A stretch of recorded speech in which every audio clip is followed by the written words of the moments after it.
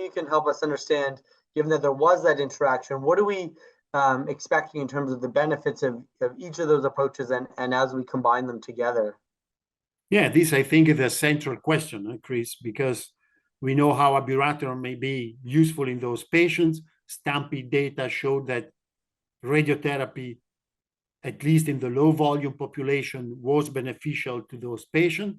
And we had, as I told you, the unique opportunity to check what was the combined effect of abiraterone and radiotherapy. So if I may go to the main results I presented at ASCO.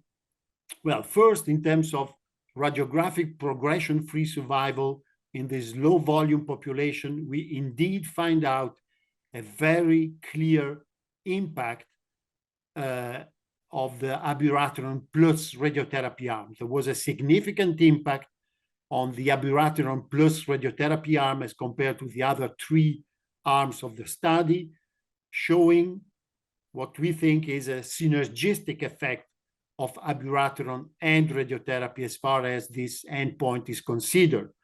P-values globally were quite satisfactory, and we also find out that this effect was independent of the abiraterone effect. So this, I think, is the first result which concerns one of the two co-primary endpoints of the study, which is important to mention.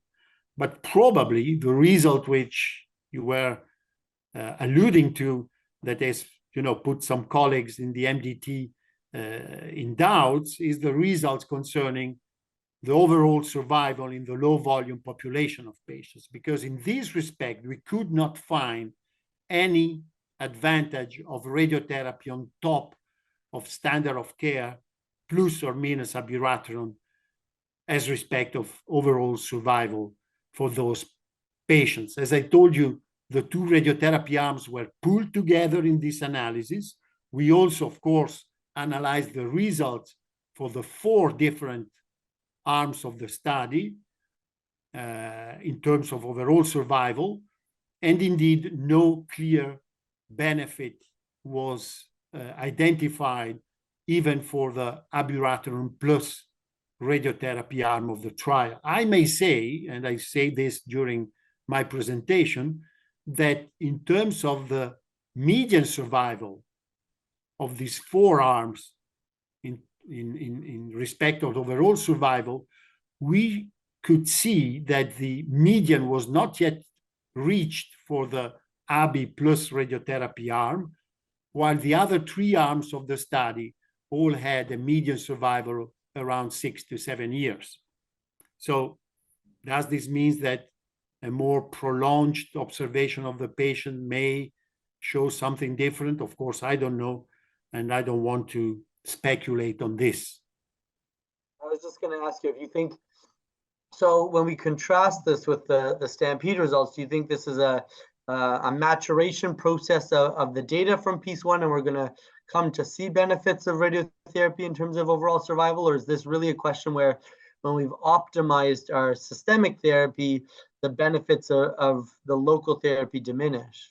Yeah, if I may, Chris, I guess that piece 1 has put the bar in terms of overall survival for those patients so high with the systemic therapy that indeed I am a radiotherapist, I am a convinced radiotherapist, but I have to admit that to get better results when the bar is so high with a local treatment would have been quite difficult and complicated. So in terms of overall survival, my hypothesis is that the STAMPEDE people could find some beneficial result because the systemic arm were not optimized. Why in piece 1 this was the case?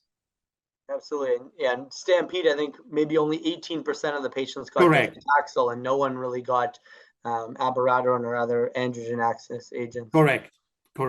I think when we point out, or we're trying to look at the role of radiotherapy in these patients, overall survival is clearly an important endpoint. But one of the, I think, really interesting takeaways from your presentation was the findings on local progression or urinary symptom prevention which actually showed benefits across volume categories as well. And I think as we go back to our Correct. MDTs, these are important results. And so maybe you can walk us through that and how you think it applies to your patient counseling today.